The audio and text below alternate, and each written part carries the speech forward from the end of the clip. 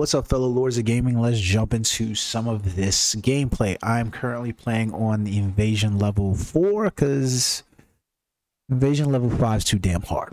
Like literally too hard. It is a one-shot kill fest inside level 5 once you get to Ares and Thanos. So I'm going to jump into some content here on level 4 because you know what? It's easier. And the truth of the matter is, I brought up this point, 16 tokens. If they give us a way to reach 100 tokens, 16 tokens a day, or, 16 tokens over the course of 100 should be enough to get the 4-star regional costume box. And if it's not, then I was never going to get it anyways because I was going to shell out money for this event. And if you looked at the store events for what's in there to purchase more tokens, that was going to be really expensive in and of itself as well. I mean, you were basically looking at $200, $400 investment in terms of this. So I see it. So we're just going to play the event for what the event is, and we'll see what we get at the end of it. Hopefully Netmarble will see some of this and players will catch on, and maybe they'll give us more. I really would like to know why Netmarble did not choose to just make it like a daily set number. So they got the event for 15 days, 20 days. Like I said to you guys, this and just they could have just literally made it so that way we get 20 or so seals a day, or like it could have basically been made it so that way as long as you played the game over the course of the event, you would have gotten enough seals in order to get either the 4-star region selection box or the 4-star region box. But I don't know what they're doing. This event, or at least the I guess it's the likeness of the event, is basically another game mode that Netmarble has borrowed from another property that they did. 7 Deadly Sins was the first to do, well, I say it's the first, but it's the first game that I knew of that had it. And basically you would have these events that basically came up on a semi-monthly basis, it seemed like at the time, where they would introduce each of the sins, and it was a way to get uniforms from those events. So you would basically get like dark version uniforms from the events, so like Merlin and Bond and all those characters featured, and you would have a game mode where you do it, and you would go in here and you fight. It would be a set amount of players that would be able to jump in. I think it was like 4 or 3 of you guys or something like that, or you could run it solo or something like that and do it. It was a fairly entertaining event overall. The problem is the way it's being implemented in this game definitely doesn't seem like Netmarble was being genuine about their desire to have this game require less effort, less currency. It was going to basically amount to us paying like $400 for 50 tokens or 50 raid tickets, so that way you could probably max out on 100 events. At least that's my synopsis of it. So from looking at the event, I'd like to see that it's going to be different, but I showed you guys these inside here.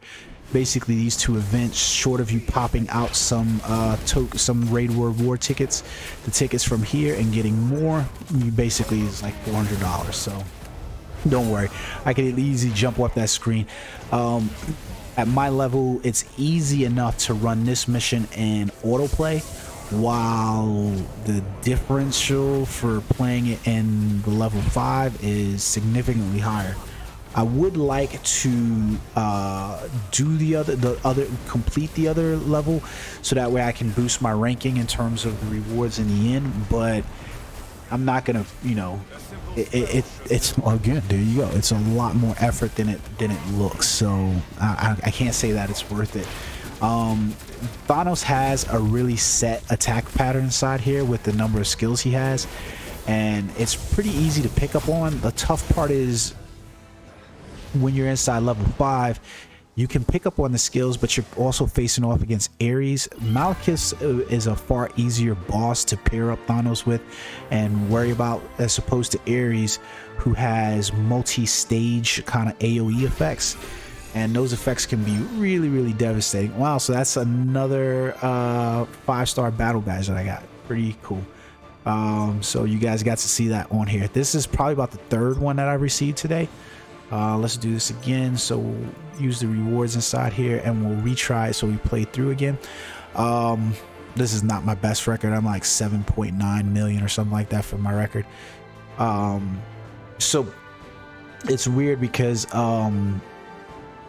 playing through it, when you face off against Ares, he has these clear, you know, AoE effects that stretch out through the board, and the two of them like to tee off in tandem, and it's really weird the way they did it, because it feels like it mimics the battle challenge when you're facing off against Ares and Maestro, because, like, you know, Ares will do his spin attacks and his AoE clears, and at the same time Maestro is doing his leaping lunges. Thanos will do the exact same thing, which feels really like, it's like weird, like Thanos jumping around the map, which is why I was like, this feels like freaking Maestro. So it's like kind of weird in that regard, in that sense. I was expecting something different, but Thanos has some really cool looking set attacks. We never actually see ourselves defeat Thanos. Instead, he's able to just walk away from the battle. I'm assuming that he's going to be saved for some kind of villainous, you know, future that we're going to have to deal with, and this invasion is just part of that future. So we'll see how that plays out. The battle badges in this event, hard to say that they're really good. Even the 6-star battle badges, I don't know, like the 6-star, you know, we'll cancel out this because that's taking too long. The 6-star battle badges in themselves, all the way up to this stage, they're clearing at 90, and when you get to the 6-star battle badges at stage 110, so we'll jump back in here. Let's see if we can find more players. We'll select the same difficulty inside here. The 6-star battle badges that's inside the inside here, the Mad Titan collection, and you go all the way over here to the right for Midgardi car number 2, and you can see, like, I got one of these battle badges, but I got that mostly because I purchased it from one of the boxes to test that out. But you can see inside here that the stats that can come with this are relatively decent, but they're not any better than the stats that you have inside Dark Zone. So the Dark Zone is still the main event in terms of in-game content here, because while we're looking at a base level attack stat of 1088, inside the Dark Zone I think is like 1172, and then you also get those 4 substats, which, you know, you can get the same 4 substats, but then you look at like some of the Dark Zone's set effects, and these set effects inside this game seem very limited to this mode. So unless the Mad Titan mode comes out again later on down the road, the expectation would be that you most likely have competed inside the Dark Zone event, and you now have the ability to get some of those, so you don't, would you really need these? And by the same token, you know, you might switch out to these, but I think your substats that you would have on your battle badges from Dark Zone are probably going to be better than, you know, worrying about these set effects inside here, unless you get 30, because that help you accelerate it through. But I'm going to imagine that if you have 6-star battle badges at 110 from the Dark Zone, you don't really need these in order to complete the event. So I don't want players to think that, you know, like in a free-to-play effort, free-to-play community, that you're really looking down the ball at seeing, you know, whales just getting even heavier because they are getting badges that you can't get. It's not the case. It's funny that this one's taking forever and a day to find a match. So it's not, I don't want players to think that that's the case. Like when I looked at the activity, the collection log, excuse me, and you go inside here, like for the battle badges, some of the battle badges that you're getting from Dark Zone, especially at 6-star, these are way better battle badges than the ones that you're going to get inside there. Like you see, it's 1181, so I thought it was 1172. So that's almost, you know, 100 points more on the, you know, on the bottom end of it. So are you really going to replace any of the 6-star battle badges that you have from here?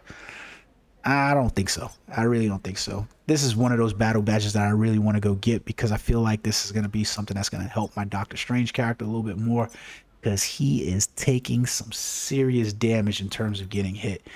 We'll see. Like ultimate gauge recovery, I'm not really, you know, not amped about that shit like I really need it. But, you know, it is what it is. This defensive pierce would be nice as hell too. So we're basically looking at that. It's taking forever to find this match, but I just don't know, guys, in terms of what their intent behind going inside here and doing this. Like, I think I have roughly, like, I've almost at 200 for the day, 16, and I've run the 16, you know, not but so many times because they force you to play the first couple of stages, so it's kind of weird.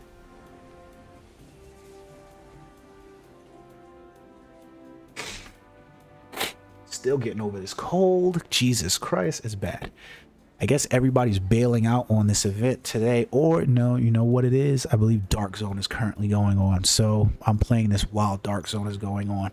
All right, there we go. We're getting players in now. I just want to run the last mission for you guys so that way you can see, and that way I'm not showing you anything else while I'm running it. You can see, like I said, I've got this battle badge in here. It's got some pretty decent stats: accuracy rate, attack, critical damage, guard damage as well. It's at 110, but like I said, I don't really have a reason to use it, so this is kind of weird. Some tips on the Epic Invasion. Let's dig into that as we finish this video out. Tips on the Epic Invasion. It seems like some people are like trying to go ham on it themselves, like, you know, like obviously you're trying to get the best score that you can, but it's really a Spec Ops kind of mode where it's like, you know, player support helps. I found that when I'm playing with people, sticking in the middle instead of running on the outsides kind of like helps limit the number of people coming in. You're able to respawn quicker. But if you're strong enough, I can see why you would just jump out in the outside the circle and attack otherwise, because then you just eliminate players. Like pretty much in this mode right here, it's easy to eliminate groups of enemies inside here at on level 4, but level 5 not so much. Your main goal is literally to defend the circle, so that way you take down the time increases. Basically he's doing a tracking spell, right? And the percentage will increase. Most of this is pretty easy. If you happen to get your ultimate gauge recovery up, wait till just before, like right around when you hit 57% is when you seem to get swarmed the most, so that way you'll get about the most amount of points. At least that's what it seems to me to work the best. Like it's easy to tell on level 5, because when you're playing on level 5, most of the Sakaar, what are they called? MEX and ants, or whatever those gamma shelled, whatever the freak they call, those things will come out. On this level, Cole will appear.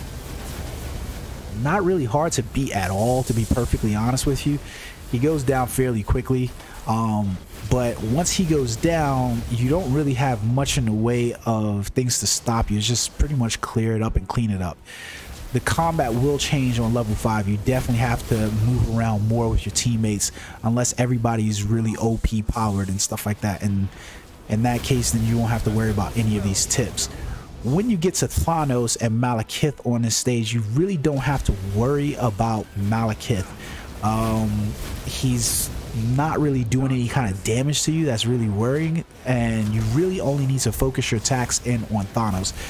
I'm not sure if that's the same for stage 5, because I've not beat stage 5, so I don't want to talk out of hand, but from what I can see from all the other stages, as long as you beat Thanos, you don't have to worry about the other boss. So I was kind of confused when I saw other players trying to target and attack Ares instead of just going ham on Thanos. There definitely also seems to be a problem in the game. If you can separate the two characters, then one character will just stand around and just like not do anything at all. So for instance, like right now my character's honed in on freaking Malekith for some reason, but I want Thanos, so I'm going to focus in on Thanos right now, and hopefully Malekith stays alive so you can see what I'm talking about in terms of the game just like skipping past him, like whatever, we don't care about you, dude. Like it's weird. Like if we did this in Battle Challenge, you would have to beat both enemies, but it doesn't seem that way inside this mode, unless there's something I'm not seeing, because there is a lot going on the screen. So all of us seem to be about evenly paired. You notice I'm not even dodging anything. This attack is something that you're going to want to dodge because it does hit pretty damn hard. Thanos has this other attack where he sends out these little small purple orbs, and they track you, and it's really hard to counter that, and he does it on level 5, and it's like if you're chosen, it's almost an instant death for you, which just feels awful. There it goes right there. That was the attack. I'm moving out of this for no reason whatsoever. I just wanted to see if Malekith was still alive. He is. He's sitting right there, and you can see we beat Thanos. Malekith doesn't matter. Like it automatically claims victory for you. Thanos leaves. So I'm assuming it's the same as stage 5. So I don't know why players are really worried about him in that stage. I just don't get it. Maybe there's something I'm missing, but I don't know. But you can see that the battle badges that are dropping pretty much have mostly been 3 and 4 star battle badges. There is supposed to be that collection for it, but I seem to be getting mostly the same battle badges throughout. Like if you go inside here, the things that you're basically hunting for, the best rewards from this mode, besides being able to craft the Titan seals, is to complete the Mad Titan collection. And basically all you need to do is collect 24 unique battle or 24 battle badges inside there, and you basically will get the total level of rewards. If you can complete any one frame of them, then you'll get a 1 to 3 star costume box, which is basically a 1-star costume, and then a costume draw ticket or a card draw ticket, depending on which pairing of them. But you can see as I'm going through here, I've been playing and I haven't done so hot at receiving all of them. This is where I'm at right now, Midgardia number 4. And I'm looking for this last one, I guess, and hopefully I can complete it. And those 2 right there. And then you can see these as well that I'm also collecting. But overall, the game mode has been fun, but it just doesn't feel rewarding, which is basically the same tune that we're always talking about with Netmarble at this point inside Marvel Future Revolution. Not very rewarding, and that's about it. I hope you guys enjoyed the content. Please like and subscribe in the comment section below. Until next time, peace.